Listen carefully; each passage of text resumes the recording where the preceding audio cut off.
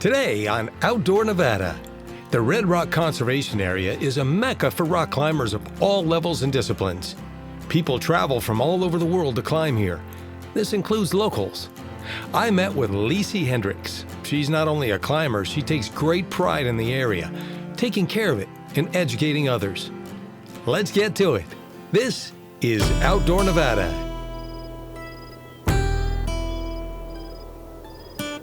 Nevada. It's an adventure waiting to happen, waiting for you. What do you say, you ready? Because I am.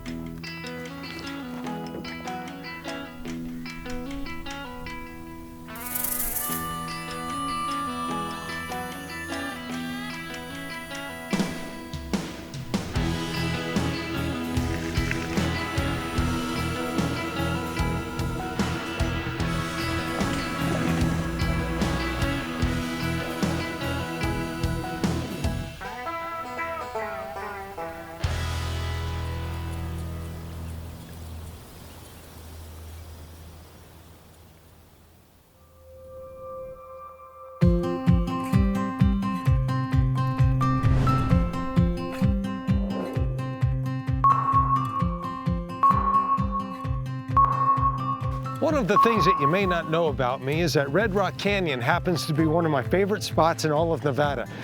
It's also a world-class rock climbing destination with over 2,500 different routes for sport, top rope, bouldering, and a whole lot more. So today, we're going to take a closer look at this wonderful sport in one of my favorite areas.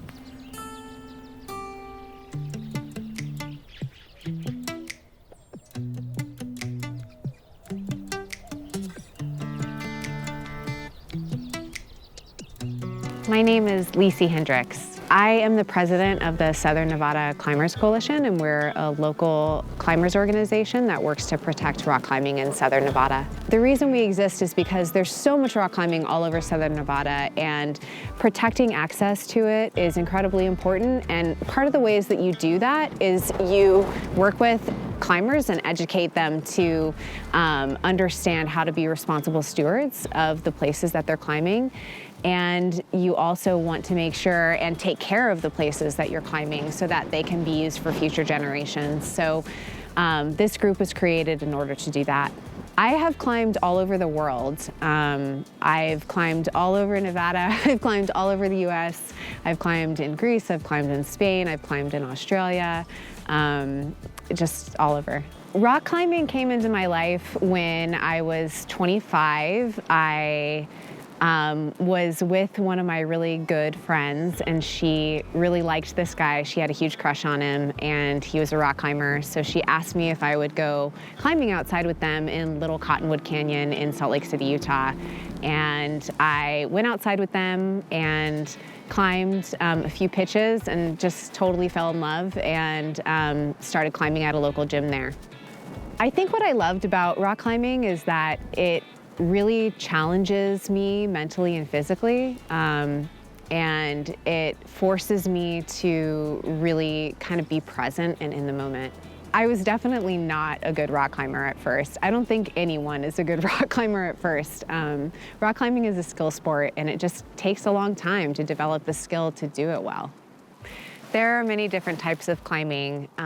There's bouldering, where you don't climb more than probably 20 feet, and you have pads underneath you for safety. You don't have a rope, and you're typically doing really hard moves. There's sport climbing, where you are leading typically, and you're bringing the rope from the ground up to the top of the cliff. And there's pre-placed bolts in the wall, and you're clipping those bolts as you're climbing. There's also trad climbing, traditional climbing, where you go up the wall and you place all of your own gear as you're going up the wall, and usually that involves climbing multiple pitches. So you're not just stopping and then coming down, you're going up and up and up and up and then coming down. And then there's also aid climbing, which is where you go up the wall using any means necessary. So you're placing your own gear, and you're actually pulling on that gear and using it to get yourself up the wall, rather than just using your hands and your feet.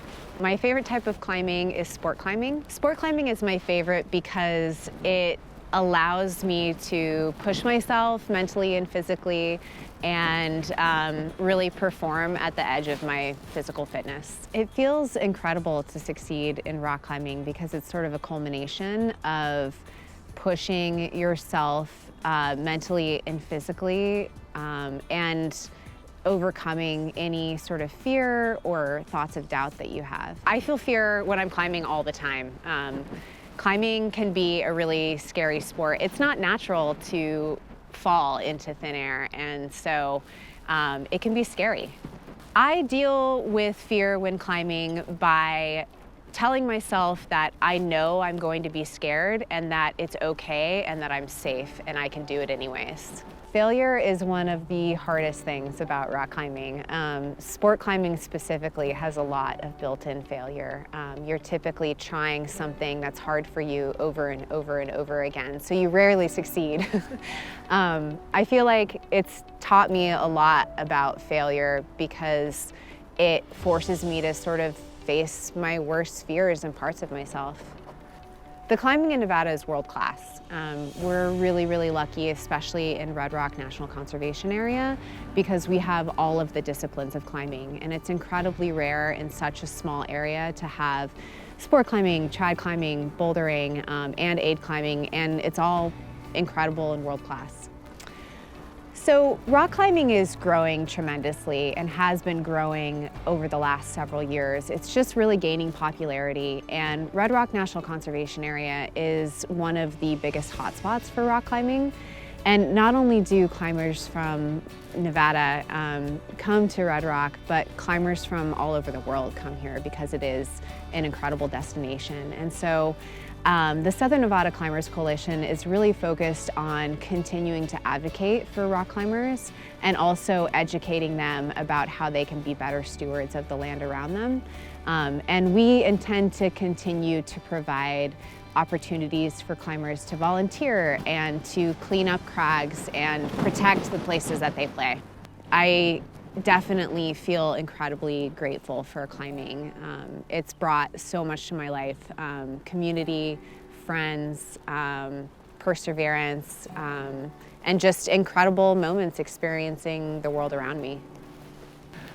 First of all, let's talk about the rock climbing community. What kind of people are doing this?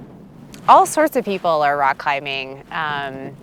Young, old, rich, poor, it doesn't matter. So if somebody's interested in getting into this, what's your first line of advice? I would say if you want to get into rock climbing, you should check out a local rock climbing gym in your area and go there and see if you like it. Now, this is a sport that takes a certain amount of equipment, right? I mean, what have you got here? Sure, so this is equipment for sport climbing. And you definitely need a rope. A rope is your lifeline in climbing. And is this equipment the same for every, you say sport, would it be the same for boulder or any other type of? No, so for bouldering you don't need a rope. Okay.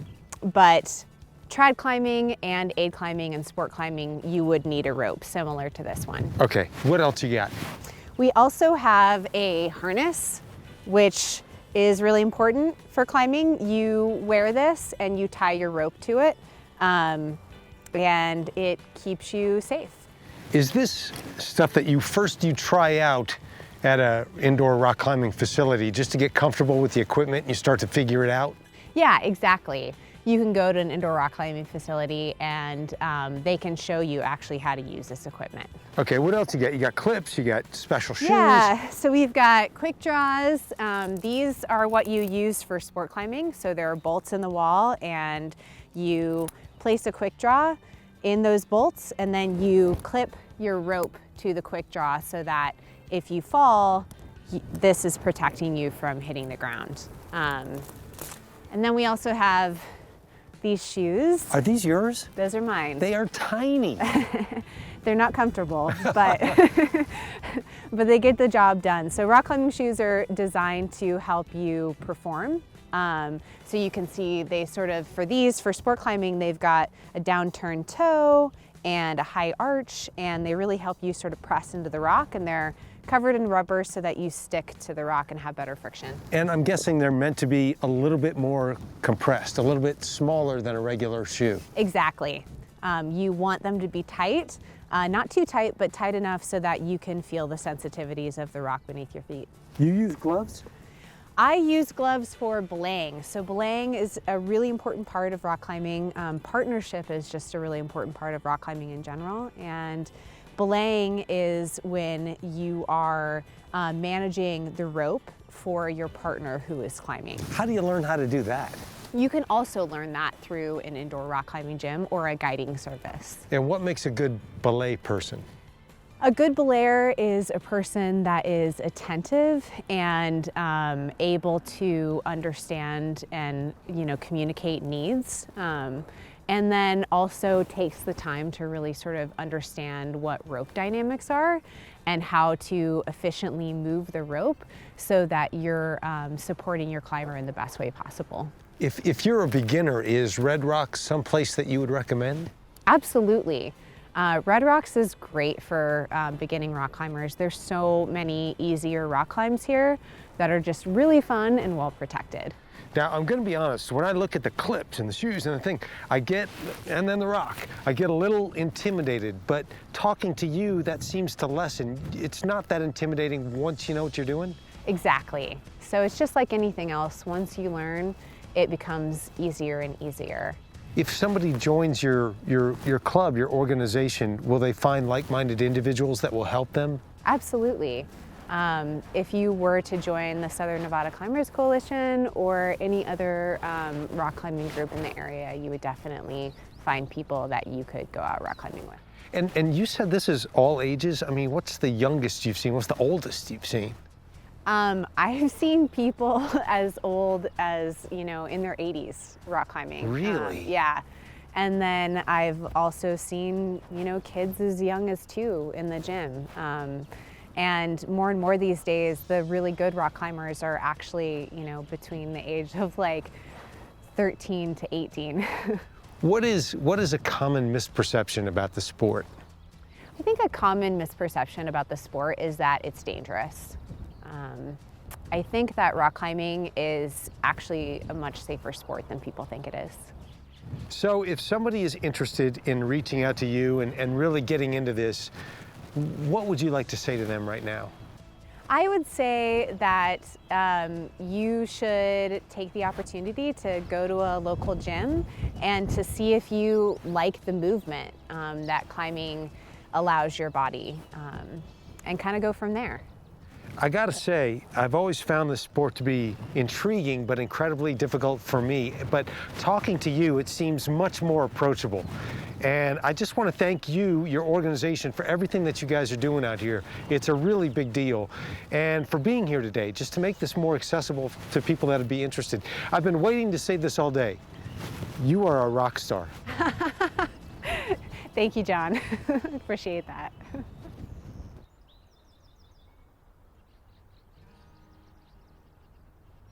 Leici is not only an avid climber, she's the president of the Southern Nevada Climbers Coalition, a group who loves to climb, hike, and do good by our public lands. Leici, tell me about your organization. Who are you guys? What do you do? We are the Southern Nevada Climbers Coalition. We're a local climbing organization that protects access to rock climbing in Southern Nevada. Well, you're walking around with trash bags. Does that mean what I think that means? It does. Today we're out here cleaning up trash on a popular climbers and hikers trail, but we also do advocacy work to represent rock climbers' interests. We educate rock climbers about how to be better stewards, and we do trail maintenance and crag cleanups. In layman's terms, you're a large group of rock climbers who care about the areas that you go to, and these volunteers come out and clean up the trails. Is that right? That's correct. How many members do you have? We have about 300 something members. We're right in the neighborhood of between 300 and 350. That number is just a small fraction of the total number of rock climbers in Southern Nevada, right? Yeah, that's true. There are thousands of rock climbers in Southern Nevada and thousands more that come to visit from all over the world. One of your favorite spots is this one. Tell me exactly what this trail is.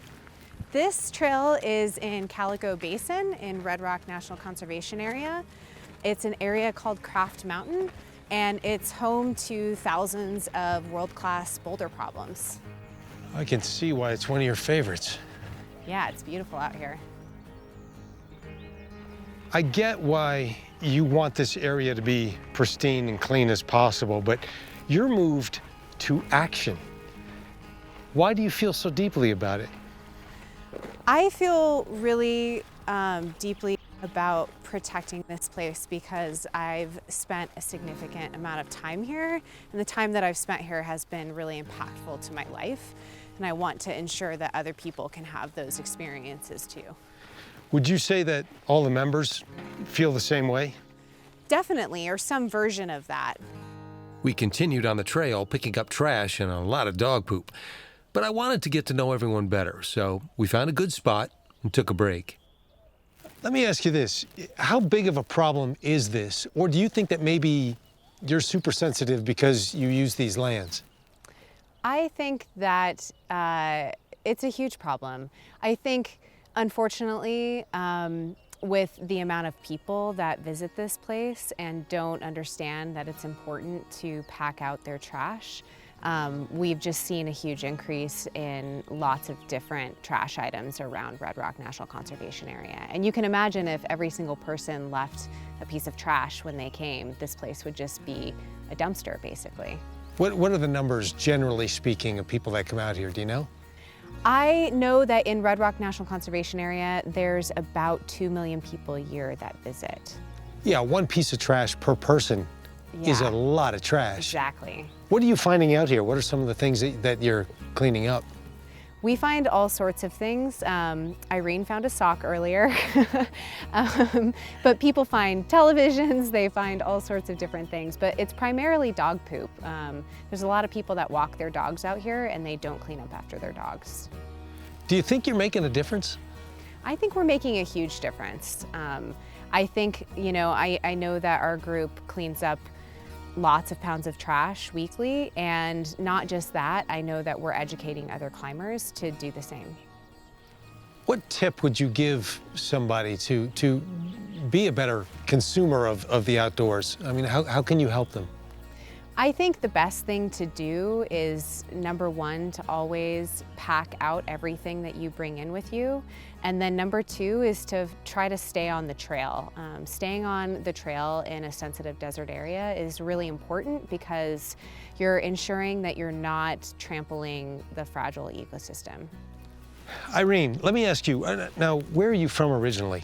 I moved from the East Coast about 7 years ago, from Boston specifically. Why do you come out here and do this? You're not getting paid.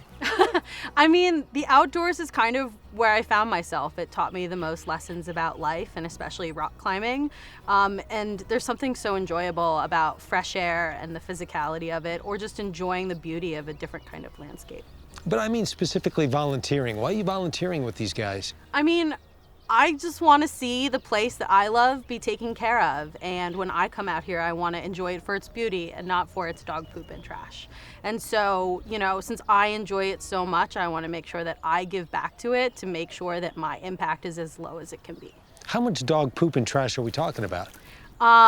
It's pretty heavy out here. You can pick up about 15 pounds pretty easily within the first 15 feet of a trail. That's normally, most dogs want to get out of the car and it's the first thing they do, and it's probably where the attention is a little bit lower from the owners. And really, poop out here becomes trash. It pretty much is the same thing. It doesn't break down out here like it does on the East Coast in those environments. What kind of feeling do you get when you have done a day's work and it looks better than you left it? I mean, that's always a satisfaction, right? The world is unfortunately full of issues. And so the way that I try to kind of contain that space is to do things locally to help out where I live, because that is the difference that I can see. And these are some pretty cool cats that you're volunteering with, right?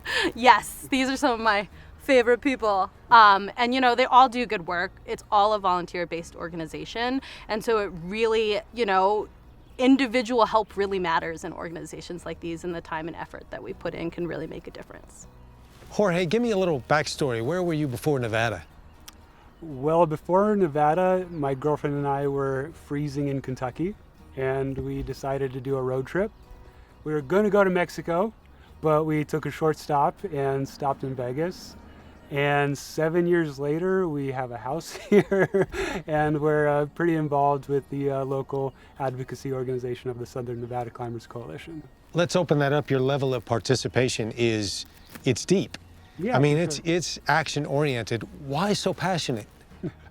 It's a place where I can have a means of continuous improvement. And I say that, and you might think I'm talking about like how strong I am, how fit I am.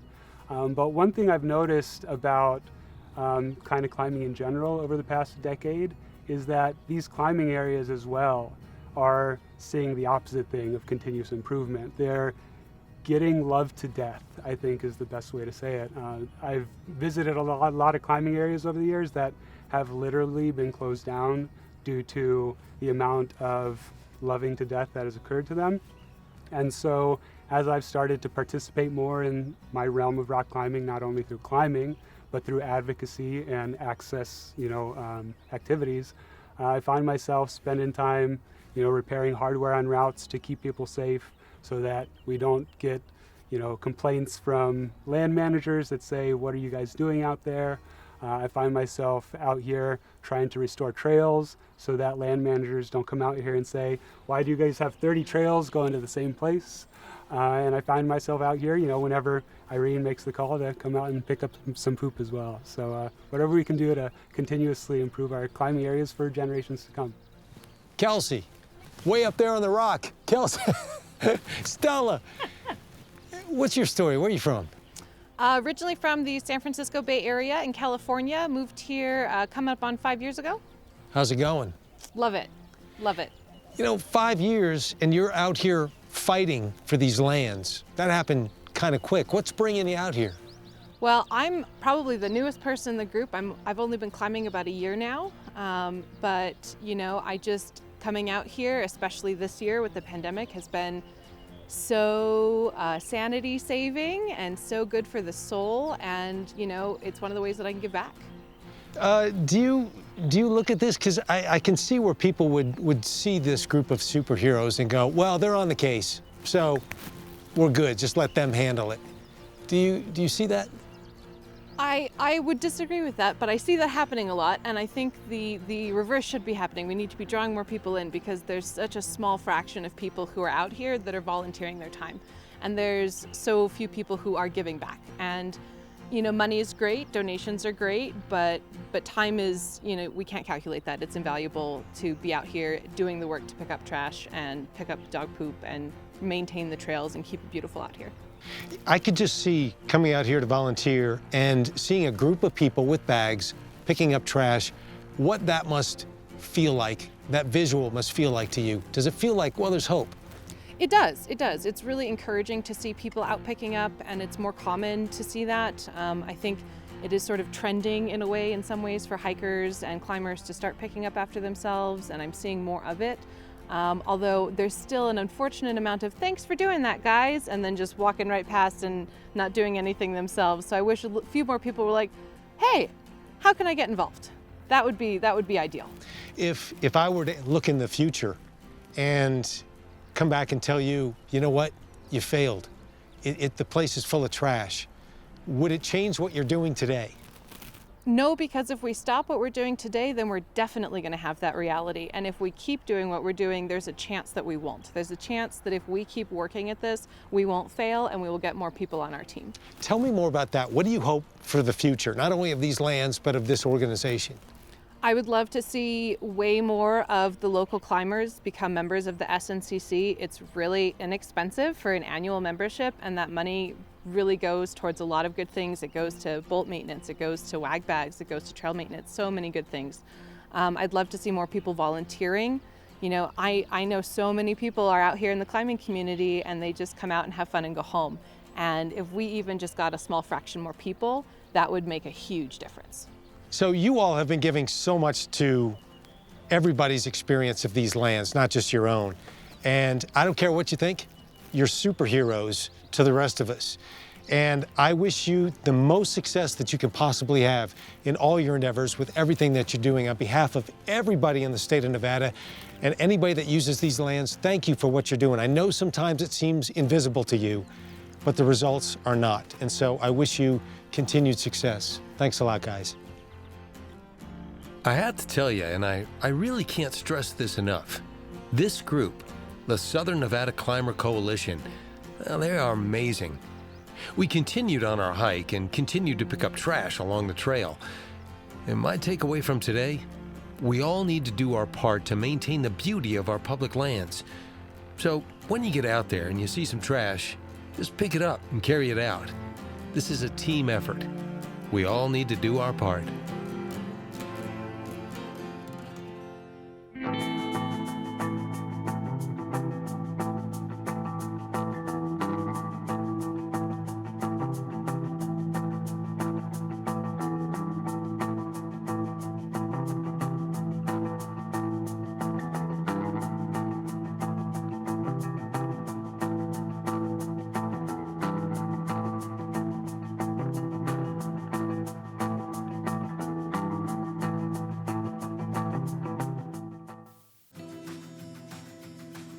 Support for Outdoor Nevada comes from Jaguar Land Rover Las Vegas. Inspiring the spirit of adventure with confidence in any terrain or condition. We're proud to help introduce a new generation of adventurers to the diverse experiences that our state has to offer. Information at jlrlv.com.